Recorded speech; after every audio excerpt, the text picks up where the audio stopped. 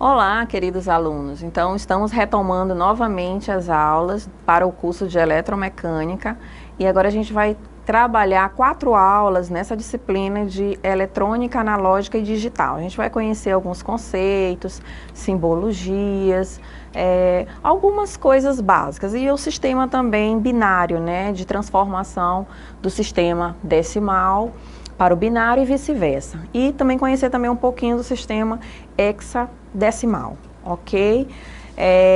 Como vocês sabem, meu nome é Roberta Batista, tá? Então vamos começar a nossa primeira aula hoje. Então a de hoje, nós vamos conhecer um pouquinho sobre as noções gerais, ok? Sobre circuitos. Então a gente vai ver a parte do que é corrente, do que é tensão, tá? Então começando aqui no conceito de corrente contínua, representado aí pelas letras CC, ok?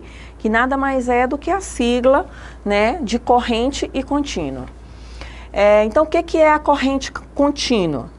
Então a corrente contínua é toda a corrente elétrica em que o fluxo dos elétrons não muda de direção, sendo uma direção única. Assim, a carga permanece sempre a mesma. Então, já percebemos aí que a carga não muda, né? É uma única direção, é a mesma direção, tá? Então, a gente pode encontrar esse tipo de corrente contínua em pilhas, baterias, nos dínamos, painéis solares, né? Geram corrente contínua utilizadas em circuitos de baixa tensão, como computadores também, celulares e aparelhos eletrônicos em geral. Então aqui a gente tem embaixo a representação, né, de como essa corrente contínua é representada através desse diagrama. Então vocês percebem aqui o sentido através dessa setinha. Então a setinha ela mostra, né, o fluxo dessa corrente em um único sentido, ok? Já a corrente alternada, né, que também é representada pelas letras C e A, né, que nada mais são também, como eu falei, as iniciais, né, de corrente e a inicial também de alternada. Então, o que ela diferencia em relação à corrente contínua? Né?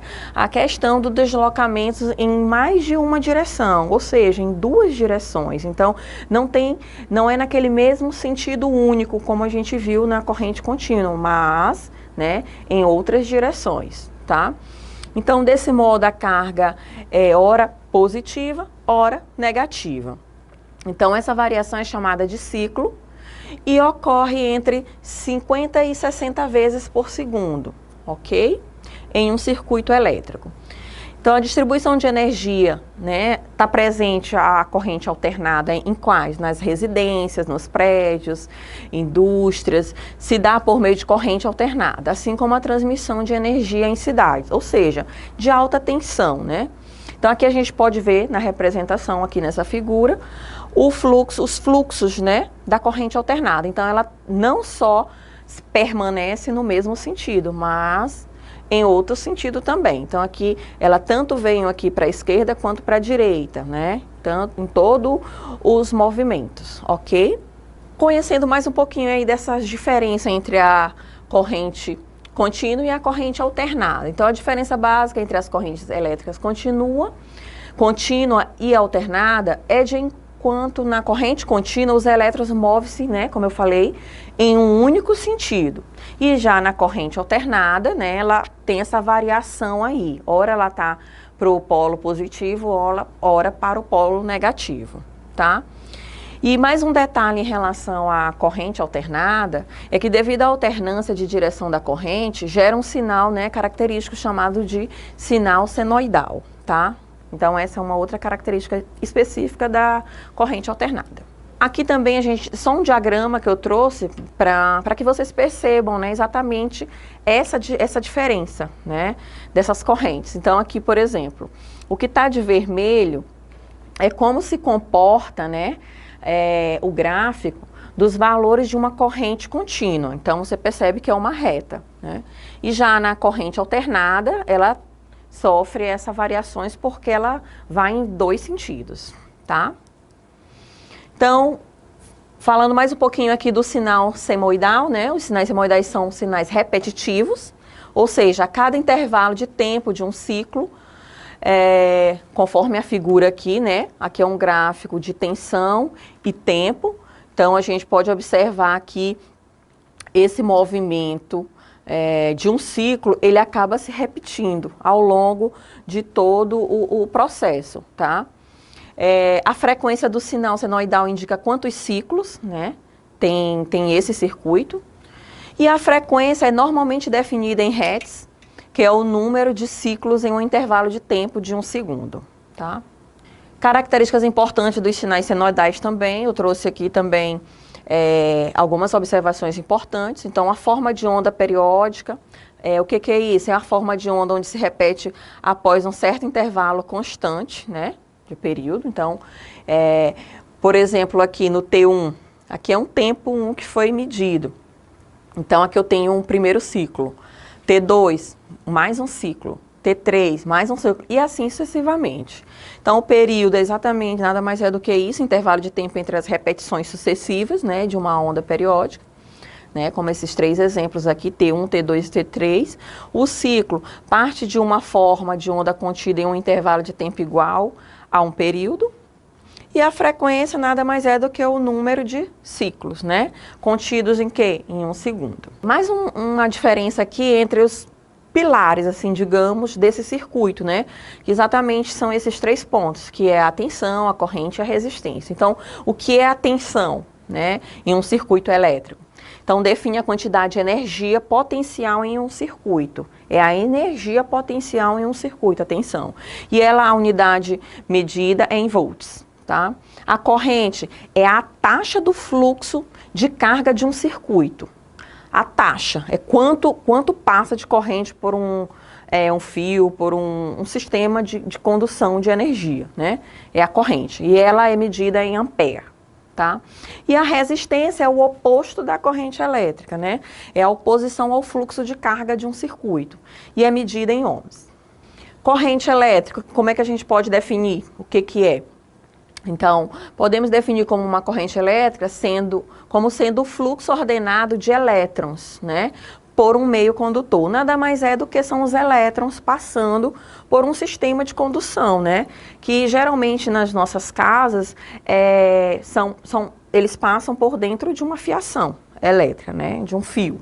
O deslocamento dos elétrons pelo circuito recebe o nome de fluxo, que é de fato a corrente, né? Nada mais é do que a corrente. E esse fluxo pode ser chamado de quê? De fluxo convencional ou fluxo eletrônico, tá? Então, a diferença entre o fluxo convencional e o fluxo eletrônico pode ser ilustrada aqui, conforme essa figura, né? Nada mais é do que somente o sentido. Então, para cá, para o sentido anti-horário, eu tenho o sentido eletrônico, né? O sentido eletrônico, e para o sentido horário, o sentido convencional, tá? Então, nesse exemplo aqui, só a anotação que ele deu é 10A, então lê o quê? 10 ampere, tá? Então, a tensão elétrica, né, como já foi mencionado, é o quê? É a energia necessária para mover uma unidade de carga, né? Para levar esse elétron, né, a passar por todos os fios, por toda a condução. Então, nada mais é exatamente do que essa energia necessária para impulsionar esses elétrons, tá? Através de um elemento de circuito, né, que é medido em volts. E para que uma corrente elétrica possa fluir entre 2 pontos, é necessário que exista a tensão elétrica, né, nesses 2 pontos. Aí só dei um exemplo aqui, né, 220 volts, né, que a gente lê exatamente dessa forma. Aqui é só a ilustração de uma tensão elétrica, né? Os componentes, geralmente eu tenho uma fonte, né? Que de onde exatamente impulsiona a passagem desses elétrons, né? Pelo fio condutor. Eu tenho aqui o fio condutor, certo? Que leva esses elétrons até o ponto que nós queremos, por exemplo, ligar uma lâmpada, como no exemplo aqui, né? Saiu aqui de uma bateria, de uma pilha, né? Passou aqui pelo fio, ligou minha lâmpada e essa energia, né, como é um circuito fechado, ela retorna aqui para a pilha. E o que é a resistência elétrica? A resistência elétrica é a grandeza elétrica do componente que se opõe, resiste, né? Enquanto a corrente são os elétrons passando, né, por dentro dessa fiação, a resistência é como se fosse um bloqueio, né? Ela resiste, né? Então, quanto maior a resistência, maior a oposição à passagem da corrente elétrica e menor a corrente. Então, quanto maior for a resistência, né, algo bloqueando, impedindo, resistindo, né, é lógico que menor vai ser essa corrente passando por esse sistema, né, por esse circuito. Então, a unidade da resistência elétrica é o ohm, e o seu símbolo é essa letra, né, a letra grega ômega, né, que tem essa aparência aqui. E aí só trouxe também um exemplo aqui para vocês verem como que representa-se em um diagrama, em uma simbologia ou coisa parecida. Então, aqui eu tenho 1000 ohms, tá? Aqui só algumas analogias em relação ao que é a corrente, a tensão e a resistência. Então, como é que funciona aqui num exemplo para vocês tentarem entender mais ainda. Então, aqui, por exemplo, eu tenho uma baixa resistência. Quando que eu tenho uma baixa resistência, por exemplo, eu estou com a torneira aberta. Então, eu tenho o quê? É o contrário da corrente. Então, enquanto a minha resistência é menor, né? Então, eu tenho uma alta corrente, certo? E vice-versa. Aqui, alta resistência, ou seja, a minha torneira está fechada, então está passando menos fluxos. Então, quando está passando menos fluxo, só fazendo essa analogia aí em relação à corrente, né? Então, nesse caso, eu tenho uma baixa corrente. Da mesma forma aqui, na tensão, né? Analogia da tensão. DDP é diferença de potencial, tá? Então, por exemplo, aqui eu tenho uma torre de água, né? E aqui, nesse caso aqui, teoricamente, com uma bitola maior, passando o maior fluxo de água, nesse caso aqui. E aqui, eu tenho com uma menor saída aqui dessa água, então eu tenho um quantitativo, teoricamente, de água. A resistência elétrica também, ó, também no mesmo exemplo lá dessa torre de água, ó, então o encanamento é maior. Se ele for maior, né? Como nesse caso, vocês podem visualizar que aqui é mais largo do que nessa outra figura. Então, nesse caso aqui, quando esse encanamento aqui ele for maior, o que vai acontecer? É uma menor resistência. Menor resistência por quê? Porque eu estou com um fluxo maior de água, né? Escorrendo por esse encanamento que ele é mais largo. Já nesse outro caso, esse encanamento aqui, ele é menor, né? Ele é mais estreito que esse. Então, se ele é mais estreito, passa menos o quê? Fluxo de água. Então, menos água aqui, eu tenho o quê? Uma maior resistência, tá? Espero que tenha ficado claro aí essa analogia desses 3 exemplos. E, de fato, assim, após a gente conhecer esses pilares necessários, né, que é a tensão, a resistência, a corrente, como funciona cada passo. Então, a gente vai ver de fato agora o que é o circuito elétrico, né, que é, na verdade, nada mais é do que composto por esses itens e outros, tá? Então, o circuito elétrico é o quê? É composto por uma fonte de energia, geralmente uma fonte pode ser uma bateria, uma pilha, qualquer outro, né? Por alguns outros elementos que irão utilizar esta energia elétrica, e a interligação, a fonte e o elemento será feita através dos condutores elétricos, né? Então, aqui a gente tem um diagrama, né, que representa, então, geralmente essa simbologia da voltagem, que é a tensão, que é quem, lembra que é quem impulsiona, né, esses elétrons a passarem por esse sistema de condução. Então, geralmente ele é representado pelo Vzinho, que é volts, né, com os polos mais positivo e negativo, igual a pilhazinha de controle de TV e etc. Aí eu tenho um fluxo, né, nesse sentido, aqui eu tenho uma resistência, tá? E geralmente essa energia, como é um circuito fechado, ela retorna aqui para a fonte. Mais um exemplo aqui, né? Todos os circuitos completos precisam de uma fonte de energia, um caminho condutor, né? Só reforçando o conceito lá. Precisa disso, do caminho do condutor, de uma proteção, de um fusível, né? E um consumidor elétrico, né? que geralmente são as lâmpadas, né? E um caminho de retorno para a fonte. Então aqui é aquele mesmo esqueminha do slide anterior. Eu tenho uma fonte, né? Com os polos positivo e negativo. De positivo é quando ele emite, né, a saída desses elétrons. Então aqui eu tenho o fio conduzindo os elétrons por dentro dele, ligando a minha lâmpada, teoricamente, e aqui o retorno desses elétrons para a minha fonte. Aqui eu tenho um circuito aberto quando, teoricamente, eu tenho um problema, né, geral. Pode ser um fio cortado, então não está passando corrente, né? Está aberto, teoricamente. Perda de conexão de algum dos componentes, conexões danificadas, corroídas, um fusível rompido, né? Então tudo isso aqui é a causa de um circuito aberto. Um circuito fechado, se um fio ou componente está em um circuito com alimentação, este é comumente chamado de curto-circuito. Tá? Um curto-circuito permite a corrente elétrica ultrapassar algumas ou todas as resistências do circuito. Então, ela ultrapassa aquelas resistências que a gente tem no nosso circuito. Quando eu estou com um curto-circuito, ela faz isso. Tá? Então, se um fio ou componente está em curto com terra, esse é comumente chamado de curto com terra. Beleza? Então, gente, é isso. Essa foi a nossa primeira aula. Espero que tenha ficado claro. Tá? Muito obrigada.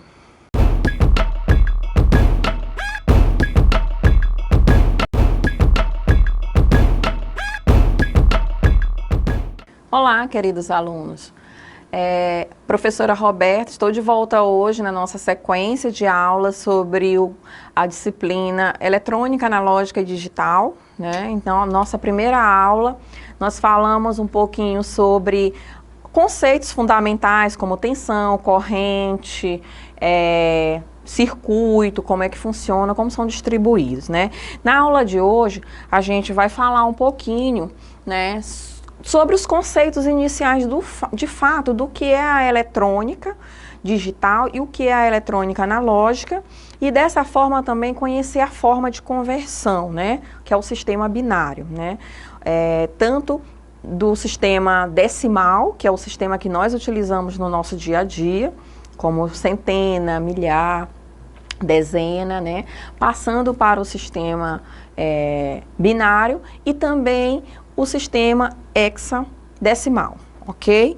Então, a diferença teoricamente aí do que a gente chama de digital e analógico, né? Então, o que a gente consegue decifrar, né, exatamente? Então, atualmente, ouvimos na televisão, no cinema, nos rádios, lemos nos jornais, notamos na mídia em geral comentários sobre o quê? Tecnologia digital, que nada mais é, teoricamente, né, do que exatamente passando dessa analogia, do sistema analógico, teoricamente, para o sistema digital, né? Então, quando se repõe a digital, nada mais é do que algo que é melhor, que é rápido, que ocupa um espaço menor, né? Anteriormente, a gente tinha aqueles discos de vinil, fitas cassetes, onde se precisava, teoricamente, de um maior espaço, né, para registrar essas informações. Eram rolos bem grandes, né, para poder conter essas informações. Mudando para o digital, né, que é o CD, são aparelhos hoje com uma espessura, né, muito pequena, muito fina, onde compõem essas mesmas informações, tá? Outra coisa importante que vale frisar aqui, que quando surgiu a eletrônica digital, né, houve uma revolução na prática de controle e armazenamento de quê? De informações, né? Como eu falei, era um volume grande, utilizando outro sistema anterior, que era o analógico, e já com o digital, aquele monte de outras informações você pode compactar dentro do digital de uma forma ocupando espaços cada vez menores, tá? Então, esses termos agora andam junto em nossas vidas. É lógico que permanecem em alguns materiais, em alguns componentes, a eletrônica analógica ainda, mas na sua maioria das vezes, hoje se utiliza mais a digital. Então, aqui a gente tem alguns exemplos também, o disco de vinil, né, como eu falei, os CDs, o telefone, micro-ondas, tudo a gente utilizava também o sistema analógico. e aí foi sendo substituído, né, pelo sistema agora digital. Afinal, o que é então eletrônica analógica, né? Vamos tentar entender um pouquinho essa diferença aí entre esses dois itens, analógica e digital. A analógica, né, é um sinal elétrico que pode assumir infinitos valores de tensão para reproduzir, expressar, né, armazenar um fenômeno. Então, ela pega um sinal elétrico, teoricamente, só que ela assume valores infinitos, ok? De forma diferente. Então, por exemplo, ao observarmos um sinal elétrico de uma música qualquer, né? Aqui a gente tem a foto. Eu trouxe a foto para vocês verem. A gente observa esses sinais não com uma certa uniformidade, né? Mas você vê que eles têm vários valores. Isso aqui é como se fosse a música, né? No sistema analógico. Então, você vê vários picos para cima, para baixo. Essa é a leitura no sistema analógico da música, né?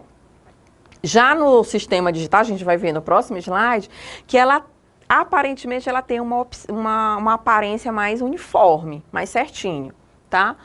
E aí eu trouxe essa curiosidade para vocês verem aqui, que nós seres humanos também, a gente tem um monte de sistemas analógicos no nosso corpo. Olha que interessante, nossa visão, por exemplo, ela consegue distinguir o quê? Mais de 16 milhões de tonalidades de cores diferentes, né? O ser humano. Que mais? Nossa audição consegue ouvir sons de diferentes frequências, nossa pele consegue sentir uma infinidade de temperaturas, pressões, aspereza e etc. Então, nós, os seres humanos, também nós somos seres analógicos, né? Em relação ao digital, qual é o conceito da eletrônica digital? Então, no que diz respeito à eletrônica analógica e digital, elas são o que, teoricamente, opostas, né? Então, o trecho musical do mesmo exemplo lá, ó, como ele é diferente, né? Lá vocês observaram que eles tinham os picos, vários picos, em várias direções. Já no sistema digital, não, ele é mais uniforme, ó. Ele tem uma periodicidade, ele tem um ciclo, mas de forma mais distribuída. Tá? Então, note que agora só existem 2 níveis de tensão, né, por onde o sinal se altera, somente 2, lá existiam vários, infinitos, né?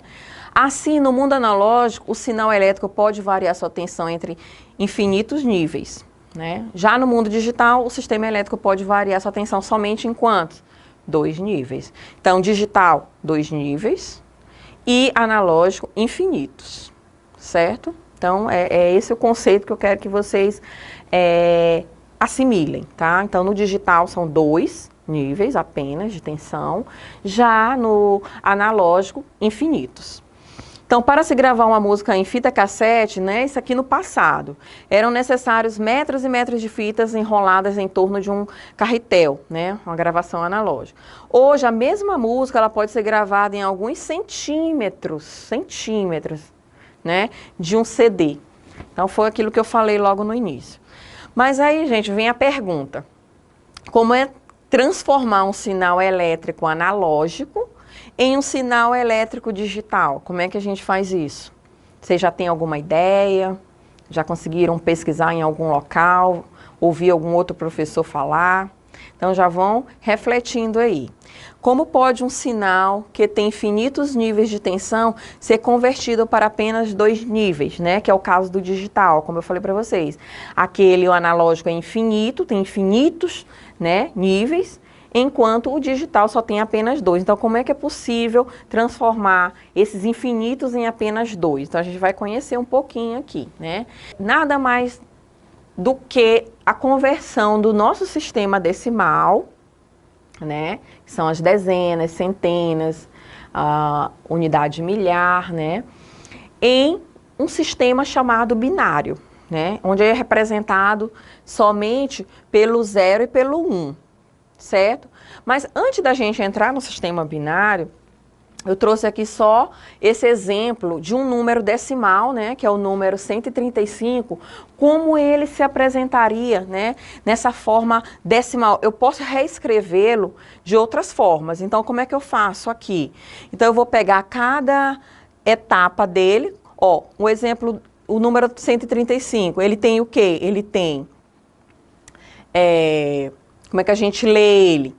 Uma centena, né, que é o 135, né, uma centena do 100, um 30, né, que é o do 3, do 35, e uma unidade, que é o 5. Então, eu tenho 135. Então, o que eu vou ter aqui? Eu vou pegar cada número desse, o 1, o 3 e o 5, só para vocês entenderem, e colocar na base 10. Como são 3 números, geralmente eu começo essa anotação colocando 10 elevado a 0, 10 elevado a 1 e 10 elevado a 2, tá? Então, se eu tiver 4 números, por exemplo, se eu tivesse aqui 1.350, aí eu teria 4 números, eu teria que distribuir esses 4 números aqui, ia ficar o 1, o 3, o 5 e o 0. E aí aqui a minha base 10, ela geralmente ela começa daqui da direita para a esquerda, né? Então aqui eu ficaria 10 a 0, 10 a 1, 10 a 2 e 10 a terceira, certo? Então, é essa forma aqui que eu consigo representar na base 10. Isso é importante a gente entender porque a gente vai utilizar ela bastante lá na hora de converter de decimal para binário, certo? Então, aqui é só resolver as continhas aqui. Então, dessa forma, ou eu escrevo assim, de forma decimal, ou eu escrevo dessa forma aqui, também de decimal, mas utilizando a base 10, tá? Espero que vocês tenham entendido. Se não, vocês repitam o vídeo aí e reassistem novamente, tá? Então, aqui a gente já vai começar as conversões, mas para ter um entendimento, vocês já ouviram falar aí de 4 bits, 8 bits, 12 bits, 32 bits nos computadores. Nada mais é do que eu transformar esse sistema decimal, aquele númerozinho que a gente viu lá, os 135, em um número binário. Então, a gente vai fazer isso agora, tá? Aqui era outro exemplo, mas eu vou passar porque tem algo mais importante aqui na frente. Só fazendo uma analogia aqui. No sistema decimal, eu vou de 0 a 9 unidades, certo? Quando eu passo para o 10, aí eu já tenho a dezena. Aí quando eu passo para o 100, eu já tenho a centena e assim sucessivamente. No binário, nada mais é do que eu converter a mesma coisa. Ó. Só que aqui eu tenho uma certa diferença. Eu só uso que números? 0 e 1, apenas. Não uso outro número. A minha representação é só essa. Só no sistema hexadecimal que a gente vai entrar com letras, né? Porque, se vocês perceberem, binário porque são 2, né? Então, ele vai de 0 a 9. E o hexadecimal, ele vai até 15. Então, aí eu já tenho mais outras opções. Aí, para não usar os mesmos números, a gente representa com letras. Mas a gente já vê isso aqui. Então, aqui no binário, ó, 0 é 0, 1. Se vocês observarem a sequência, ela é uma sequência de repetição. O tempo inteiro eu repito, ó, 0, 1, aí 10, 11. Aqui fechou meu ciclo dos 4 bits, ó, são os 4 números. Aqui, se você perceber, na centena, ela já vai ser a mesma coisa. Ó, 0, o 101, o 110, só aumentou o 1 na frente da centena. E o 11, ó, mesma coisa. Então, aqui, ó. Os 4 aqui, 0, 1, 10, 11, é a mesma coisa desse aqui. 100, 101, 110, 111. Quando partir para o 1000, vai ser a mesma coisa. Vai ser 1000, qual vai ser o próximo? 1001, 1010 e 1011. E assim sucessivamente, tá? Então, vamos ver os exemplos na prática, porque fica mais fácil de se entender. Então, como é que eu faço essa conversão aí, de número decimal para número binário? Então, tem uma dica, vamos ler primeiro a dica, depois a gente vem para o exemplo. Então, a dica, de acordo com a tabela, só existe uma soma possível entre os valores decimais que resultam em um número decimal que você deseja converter para binário. Então, para cada valor decimal que você utilizar na soma, coloque o número 1 sobre ele, e se não der para fazer a somatória, é 0. Então, como é que é? Geralmente, aqui no valor decimal, quando você faz naquela base que a gente viu lá, você tem esses valores, começando sempre aqui da direita para a esquerda. Então, 1, 2, 4, 8, 16, 32, isso no valor decimal, tá? Já para passar desse sistema decimal para o binário, o que a gente vai fazer? Então, aqui ele está perguntando, ó, como fica o número 12 expresso em binário? Eu quero achar o número 12 correspondente em binário. Então, eu estou com 12 decimal, né? O 1 e o 2 é decimal. Agora, eu quero encontrar isso aqui no sistema binário. Como é que eu faço? Então, 512 não pode. Por quê? Porque eu tenho que procurar, geralmente, um número que seja menor que ele. Eu tenho que achar um somatório desses valores decimais que cheguem a 12. Então, esse é um número mais de 10 vezes, 5 vezes, né? Mais de 10 vezes maior que 12. Então, não pode, descarta. Esquece aqui, depois preenche com 0. 256 é maior, 128, 64, o único número aqui, teoricamente, menor que 12, nessa sequência aqui, seria quem? O 8. Então, no 8, eu já coloco 1. Então, eu já tenho quantas unidades para completar 12? 8. Falta quanto? 4. Então, eu já tenho um 4 aqui. Aí, onde eu conseguir fazer somatório, 8 mais 4 dá 12, então aqui fica 1. Número 1. O restante pode preencher com 0. E aí, professora, como é que eu sei qual é o número correto que vai formar o número binário correspondente ao número 12? Geralmente, né, 0 à esquerda não tem significado nenhum, então você vai contar a partir daqui. Então, o número vai ser 1100, o número binário correspondente ao número 12, tá? Então, tá aqui, ó, 1100, é o mesmo daqui, 1100, certo? Tem mais 2 exemplos, eu acho que vai ficar mais claro ainda. Vamos lá. Agora a gente vai encontrar o número binário do número 233. Então, qual é esse número? Tá aqui, ó, vamos lá. 500 é maior que 233, 256 é maior, 128 não é, já é um número que eu posso contar com ele. Então, eu uso ele. Mais 64 já vai dar quanto? Tem as continhas por aqui, ó. 128 mais 64 dá 192, mas ainda falta 41 para completar esse número, né?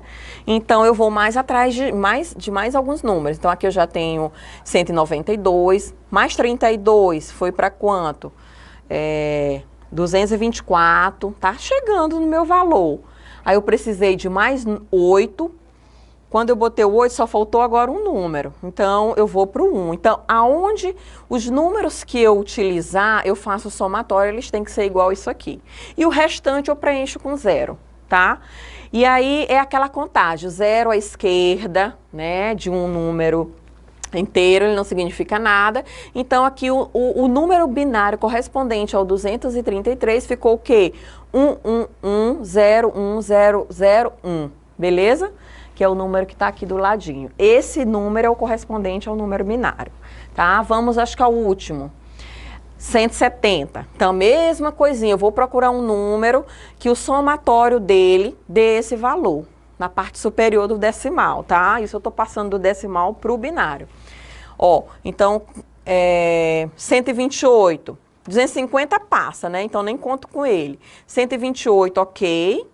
Aí, que mais? 32, né? Aí o 32, somando eles dois, vai dar 160, ainda está faltando 10.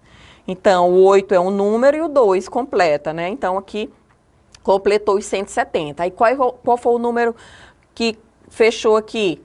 1010101010, né? Então, esse é o número correspondente binário ao 170 decimal, beleza? E aqui a gente pode fazer o contrário também, tá? Agora a gente vai passar de binário, na verdade aqui tá até, era o contrário, tá? Era binário para decimal, beleza? Mas não tem problema. Então, como é que fica esse número aqui? Gente, agora é mais fácil ainda. Se eu tô com esses números aqui na tabela, aonde tiver um eu somo. Somente isso, tá? Então, aqui é mais fácil ainda. Então, 64... soma com 32, soma com 16, soma com 1. Então, quando eu fizer isso, eu vou encontrar o meu número binário. Então, por exemplo, 64 mais 32 dá quanto? Tem as continhas aqui, tudo feito, ó, dá 96. 96, onde tem mais um aqui no 16, mais 16, 112. 112 mais 1, né? Mais um, 113. Então, dessa forma, Esse número aqui, 111000012, ele corre... 2 não, perdão, aqui é na base 2, tá? É porque esse 2 ela tinha que ficar pequenininho como tá aqui, tá? Então não tem o 2 não, é aqui, 1, ele em decimal é o número 113, ok? Então é mais fácil ainda a conversão. Aqui é só mais um exemplo, tá? Voltando a explicar que o hexadecimal, a gente utilizava, né, até o 9º número, do 0 ao 9, que é os nossos números que a gente utiliza no nosso dia. Para eu alcançar uma maior quantidade de números, foi criado o hexadecimal, que é o que eles utilizam hoje, na atualidade, tá? Então, aí eu tenho agora 15 números, tá? Só que não é números. A partir do 10º, é letras, que a gente vai conhecer aqui, ó. Então, por exemplo, o A é o 10, então a partir, né, 0 a 9, 0 a 9 é os números mesmo, é 1, 0, 1, 2, 3, 4, 5, 6, 7, 8, 9. No 10º é o representado pela letra A, o 11B, o 12C, o 13D, e assim sucessivamente. Vamos só ver um exemplo aqui para vocês verem como não é tão complicado assim, tá? Então ele está perguntando aqui, ó, quanto equivale em hexadecimal para o binário, né? Quanto vale esse número aqui, ó? 11011 na base 2. Eu quero passar de binário para hexadecimal. Então, vamos ver aqui. Aqui é o seguinte, eu vou só explicar de forma bem prática para vocês. Como é o sistema hexadecimal, ele é dividido em tipo grupos de 4, tá? Então aqui eu tenho uma barrinha separando, essa barrinha aqui é porque é um grupo de 4 bits. Então aqui eu tenho 4 bits, 4 bits, 4 bits. E cada um desses aqui, por exemplo, esse aqui vale 1, 2, 4 e 8. E da mesma forma, 1, 2, 4 e 8. E assim sucessivamente. Para eu achar esse número, o que eu tenho que fazer? Aonde tiver 1, eu somo os valores que são correspondentes decimais desses números. Então aqui, eu sei que aqui tem 1, aqui tem 2, aqui tem 4 e aqui tem 8. Só que aqui onde tem 0, eu não somo. Então eu vou somar o 1 com o 2, que dá 3, e o 3 com o 8, que dá quanto? 11. Então aqui no 11, aqui vai ser 11, esse primeiro bit. Esse primeiro 4 bits, 11. Então, esse 11 aqui, como nessa representação do hexadecimal, ele não utiliza numeração, ele utiliza letras, então o 11 é correspondente que letra? B. B. E aqui, a mesma coisa. Aqui, quando não tem número nenhum, é porque é 0. Então, aqui vale 1 mesmo, aqui valeria 2, valeria 4, valeria 8. Como aqui tudo é 0, eu só conto o que tem o número 1. Então, o número 1... ele próprio. Então, qual é o número hexadecimal representado por esse número binário 11011? Qual é o número? 1B. Tá bem aqui, ó. 1B. Ah, mas que 16 é esse? O 16 é da base hexadecimal, tá? Que na maioria dos livros, eles inclusive não utilizam nem o 16, eles já substituíram esse 16 aí por um H, é uma letra representativa qualquer, certo? Então, gente, eu espero que tenha ficado clara essa aula, eu agradeço a todos, tá? E até a próxima aula.